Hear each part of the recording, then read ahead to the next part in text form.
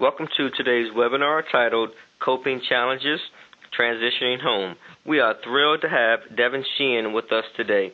Ms. Sheehan studied at the University of West Georgia and holds a master's degree in psychology and a specialist degree in guidance and counseling.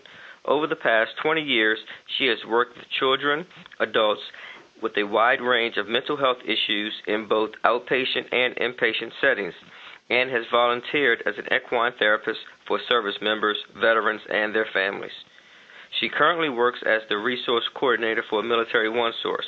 Ms. Sheehan is the proud daughter of a former Army National Guard soldier and lives in the National Capital Region with her significant other, an active duty Marine. Without further delay, I will turn things over to Devin Sheehan. Thank you, Stan, and thank you to the members of our audience today. Before we begin, I do have a brief disclaimer to read to you.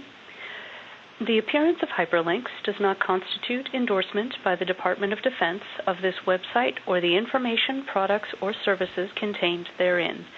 For other than authorized activities such as military exchanges and morale, welfare, and recreation sites, the Department of Defense does not exercise any editorial control over the information you may find at these locations. Such links are provided consistent with the stated purpose of this Department of Defense-sponsored webinar.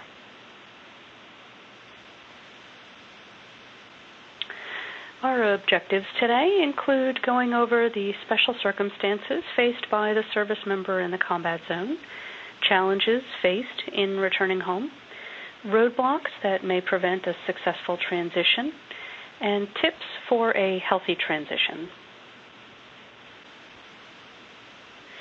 When we talk about the special circumstances that the service member is facing in the combat zone, the list that you see here are some of the things we're referring to, the experiences that the service member is going through, what they're going to be carrying with them when they return home, the memories, both good and bad, that they make while they're overseas, the events and the challenges that they face that have an impact on who they are and potentially how they respond to situations, how they behave, as well as the growth as an individual, as a service member that they have undergone as a result.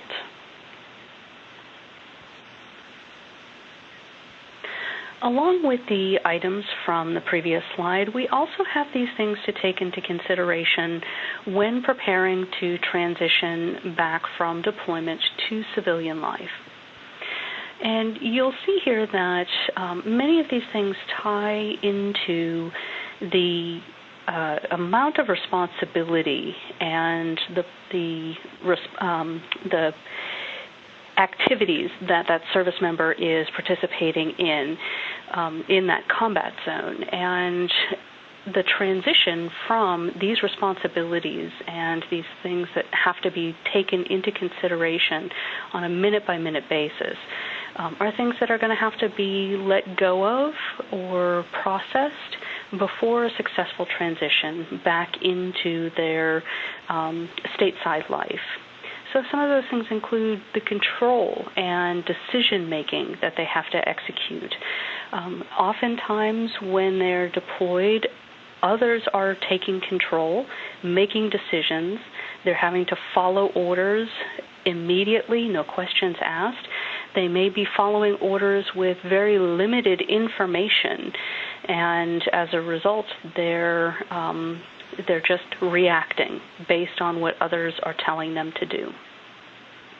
Combat experiences, of course, are unique to each individual. Some go on deployment. They never go outside the wire. Everything is done there on the forward operating base. Others are outside the wire every day or every other day. So what they see, what they experience as far as combat is very unique. We touched briefly on those responsibilities, particularly around safety. The service members are out there, they're keeping themselves and they're keeping their fellow service members safe. We're making sure that young service members get to be old service members, and there's a lot of pressure in that responsibility. And that ties into, of course, emotional control, because as we know, we have to control emotions in the combat zone. And that involves both holding in emotions, waiting for an appropriate time to express those emotions, express those feelings, as well as knowing the best ways to express those feelings. And finally, we have reflecting about the war. Oftentimes, there isn't a lot of opportunity prior to transitioning, returning back home, to talk about challenges, to talk about fears. Many times they don't want to even acknowledge that there is fear at all. They just want to get in, get the job done, and get back home. And at that point, they can reflect on what happened and what they saw and what they experienced. And so it's important to be able to tell the story of the deployment and have it be a personalized story. Tell it the way that the service member wants it told.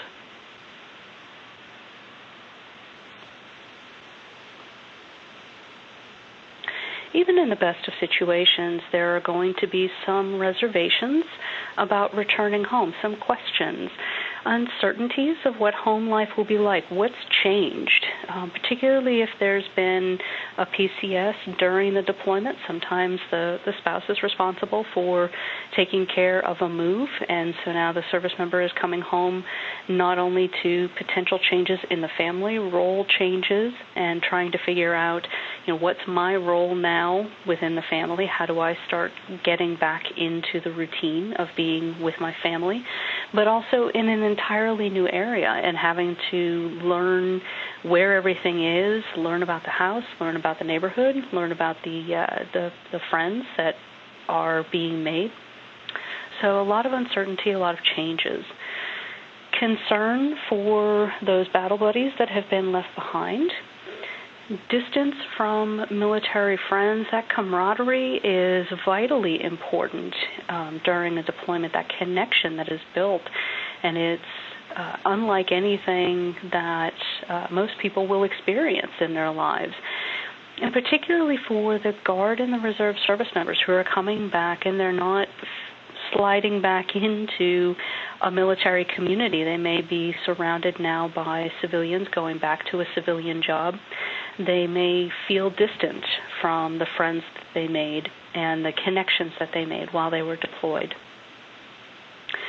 Feeling that you are still fighting the war, experiences of flashbacks or hypersensitivity, hyper-awareness, the sense that you haven't really left everything behind in the combat zone. Other things to take into consideration, some reservations that may be popping up, dealing with questions from friends and family, well-meaning, well-intentioned questions, but they may still feel intrusive or repetitive, and it's difficult to always be answering these questions or faced with these questions. Tolerance for those who have not experienced deployment. It's a very common feeling of you can't understand unless you were there, and I can't really relate to you unless you were there, so I don't really want to talk to you about it.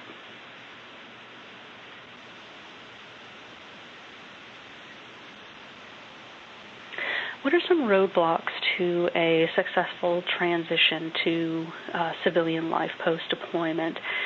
Certainly, any of the risky behaviors, that excessive use of alcohol and drugs, any kind of substance abuse, the reckless driving, the obsessive spending or obsessive use of websites, whether they're message boards or political sites or pornography, anything that distances that service member from the family or from their friends.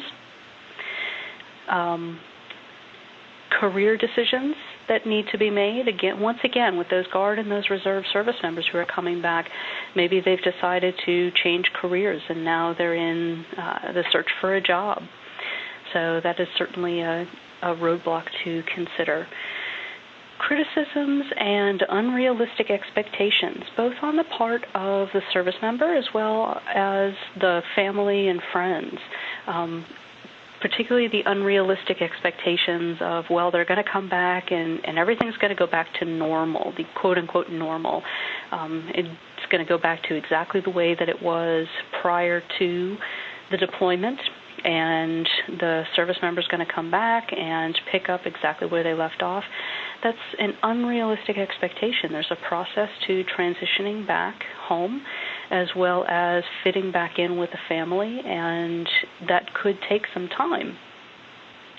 Criticism of what happened during the deployment, whether it's, well, you never emailed, you never wrote back to me, you never acknowledged that you were receiving care packages, or the flip side of that, why didn't you write to me while I was gone, or every time I called, you never answered the phone, and what were you doing the whole time, and why is the house in disarray? Those subtle little criticisms that sometimes come out after the return from deployment.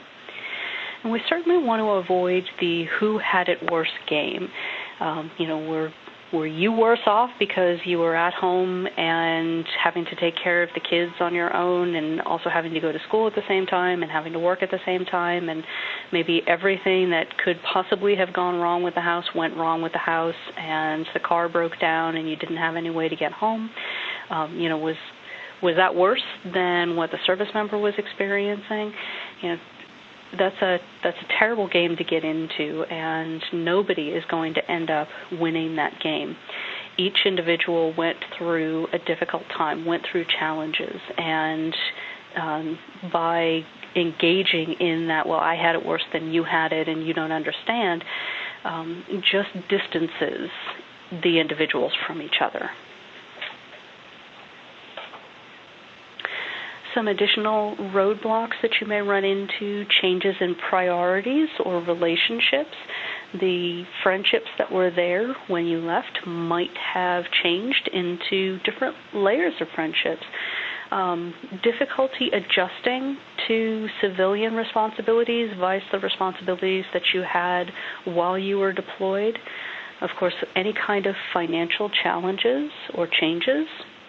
And grief and loss issues. It's difficult to come back from a deployment and not have experienced a loss of some type, whether it's a death or it's leaving somebody behind still in that deployment area. Your deployment's up, their deployment is still going, and it's hard to have that separation.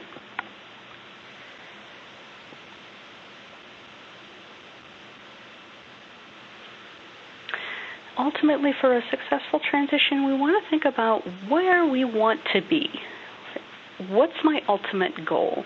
My ultimate goal is to be reconnected with family and friends. I want to get back to, once again, that quote-unquote normal of having the loving support of those family members and the friends that I left behind. I want to be accepted for the person that I've become. Changes, whether I look at them and I say, I could have done differently and that could be a better change. Maybe I shouldn't swear so much. Maybe I shouldn't smoke so much. Maybe I'm a little shorter tempered than I was when I left. But, there were positive changes too, and I need to be accepted for all the changes that have happened, and whether I'm going to make some shifts back, those negative things, I'm looking at them and I'm saying, I don't want to continue to be that way. That was a coping skill that I used while I was overseas, and now it's not as effective, so I want to change back. In the meantime, I need that support, I need that acceptance, and then we'll even things out as time goes on. I want to be appreciated for what I've done, and I want to be trusted in the decisions that I make, whether that's going back to school or changing careers, finding a different job, whether it's planning a vacation or moving or remodeling the home that I'm in. I'm going to pick up small projects to do, and it's my decision to do them with consideration, obviously, for the people that I'm living with, but I want to be trusted that I can make good decisions.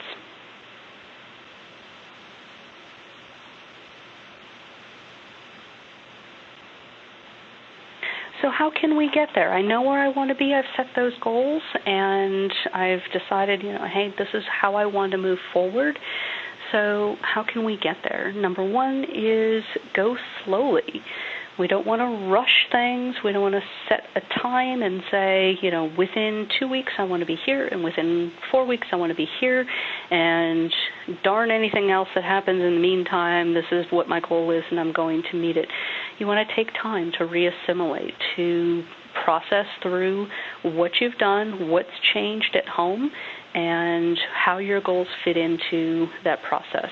And so, accept that things have changed, accept that nobody remains stagnant over a period of time. A 6-month deployment, an 8-month deployment, a year-long deployment. The service member is going to change. The family and friends are going to change as well. And particularly if you have children. Children change rapidly. And so those changes need to be taken into consideration, and that's part of why you want to go slowly. Communicate openly. Communication is a vital skill during transition.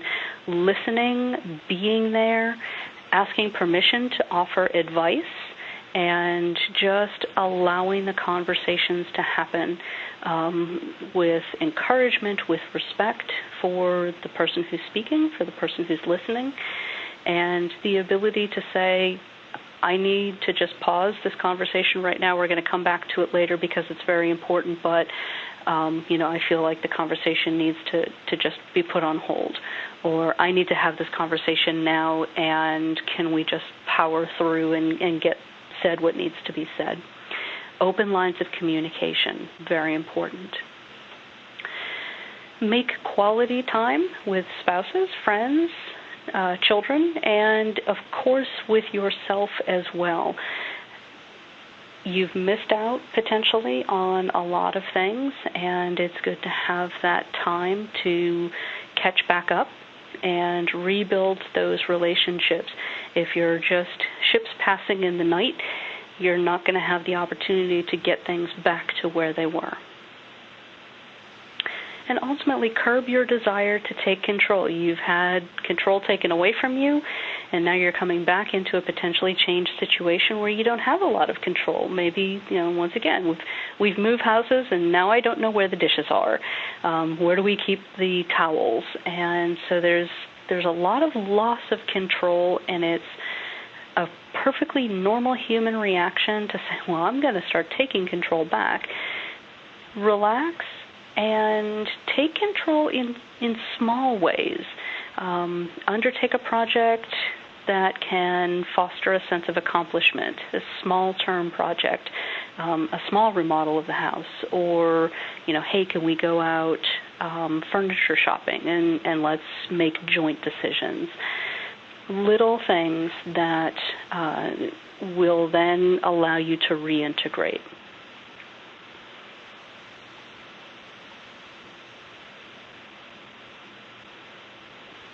Okay, and to summarize what we've just gone through, transition to civilian life can be very challenging.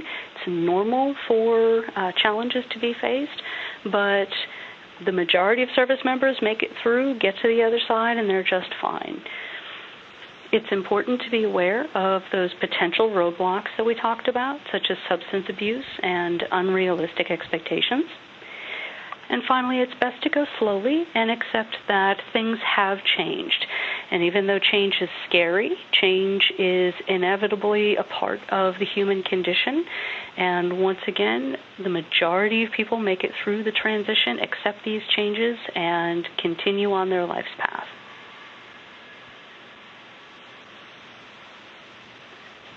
Stan, do we have any questions from our audience today? We do have a couple of questions. The first question reads, I just got back from deployment a month ago. I thought I'd settled back in fine, but one of my buddies pulled me aside the other day and said that folks are worried about my drinking. I don't think I have a problem, just that I'm hanging out and relaxing. But I figured they wouldn't say something if they weren't really concerned. How do I know if I have a problem? Okay. Well, first of all, it's great that you have friends who are concerned about you and that they feel comfortable enough coming to you and saying, hey, we're a little bit worried about what's going on. That's a fantastic support system right there, that they're watching you and they're able to communicate. They're keeping those lines of communication open with you, and that you're able to hear their concern too. So, kudos to them and to you for having that relationship. Is it possible that your drinking habits have changed since you've been back and you're exhibiting signs of a potential problem? Yes. Is it possible that your friends are just hyper aware and a little bit more sensitive because of where you've been and what you've gone through, and so they see a change and they're concerned and they might be jumping the gun a little bit? That's also possible, and the truth can lie anywhere in between those two. So some of the things that you want to be considering are, is the drinking impacting my ability to do my job? Is it impacting my ability to pay my bills? Am I spending all my money and my resources on alcohol? Is it leading me to engage in behavior that I wouldn't engage in otherwise? Am I driving more recklessly? Am I driving drunk? Am I going out and being promiscuous where I wouldn't be promiscuous before, or I'm making poorer decisions than I would otherwise? Am I feeling sick as a result of drinking more? These things will point to more of an issue, but really any increase in alcohol consumption or a change in behavior. I used to just drink socially, now I drink socially and I drink by myself. Or I used to just have a beer or two when I went out, but now I'm up to 5 or 6 beers. Those are also things to take into consideration. So it's important for you to sit down and be honest with yourself and say, okay, have my drinking habits changed? When did they change? Is it the result, am I really trying to just sit back and relax, or am I trying to not deal with something that needs to be dealt with any other way but drinking? And just really make an effort to be honest with yourself and do a good assessment. And at that point, if you feel like you need to talk to somebody about it, then there's certainly a number of resources out there, military treatment facilities, community services offices at your installation. You can call Military OneSource. You can call TRICARE. There are behavioral health services. Your chaplain certainly is an excellent resource, or your pastor if you're out in the community. All of these folks are there and able to help you, whether you want to decrease your alcohol consumption, whether you want to have treatment, or whether you just want an unbiased source to go over, hey, these are the changes that are happening, and do you think that maybe I need to go talk to somebody about it? Okay, thank you. The next question reads, my brother is returning from deployment next month. We've been emailing regularly, and he's told me that he's really worried about coming home because his marriage, which was bad before he left, has gotten worse. I don't really talk to his wife, so I don't know her side of the story, but he tells me some of the things she writes and says. I'm not sure how to help him or make him feel better. Do you have any suggestions? Okay. That's kind of a difficult position for you to be in, and obviously you care very deeply about your brother, and your brother feels like he's got a good sounding board with you, which is great. He's got somebody that he can talk to about what's going on. And what he's describing goes back to some of those roadblocks and the reluctance that we talked about earlier about when it comes to transitioning home. That reservation. Well, the marriage wasn't great when I left. I thought it would get better. Absence makes the heart grow fonder. Maybe we could communicate better if we were separated. But now that's not working out, and I don't know what to do. And so as a result, he might be feeling, as you said, of course he's feeling a little hesitant. Hey, I'm going to go right back into a situation that was uncomfortable to begin with, but now it's gotten even worse. The best thing to do, one, keep being a sounding board for him, keep being somebody that he can talk to and that he can bounce things off of, and, hey, what do you think about this? What do you think I should do? Keep that line of communication open, but at the same time, if this is something that he wants to address when he gets home, one, comfort him that, hey, of course things are going to be a little difficult at first. That's normal for a transition. We all come home and it's a different scenario, and maybe it's just that the communication was harder than we thought it was going to be when you were separated, but you're going to come home and everything is going to smooth itself out with a little bit of work. You can look into resources, work with him on, hey, would you be willing to talk to somebody when you get back, whether it's individually or it's with a marriage counselor with his wife. And by starting down that path for him, by presenting him with some resources and presenting him with some scenarios that might enable him to take some control. We talked about you've got to be careful about taking control, but this is one of those areas where getting a little bit of control is a good thing. And saying, okay, when I get back, I really think it's important that we work on our relationship, we work on our communication, and I think one of the ways we can do that is to go talk to the chaplain, to go talk to a behavioral health provider, whether that's via TRICARE or whether that's via Military OneSource or through an installation resource. I think it's important for us to work on our relationship. And maybe he's going to want to role-play those conversations with you. It's awkward over email, but still, again, goes back to you being that sounding board and that supportive person in his life. And, of course, you want to be doing this without disparaging the relationship, without disparaging his wife, because, again, you're in kind of a difficult position, and you don't want to influence him either way. You just want to be a support there for him. So encouraging him to kind of have a plan in place and keep those lines of communication open with his wife is certainly a way to make him more confident in his return home. Great. At this time, we don't have any more questions in the queue. So I would like to thank you, Devin, for sharing your invaluable experience and expertise. I would also like to thank our attendees for participating in today's webinar. And if you have any questions, if you find yourself having questions after the webinar, please email moswebinars@militaryonesource.com, and I'll send the questions over to the presenter and get an answer back to you as soon as we can. This concludes today's webinar on coping challenges, transitioning home. Thank you all for attending, and have a great day.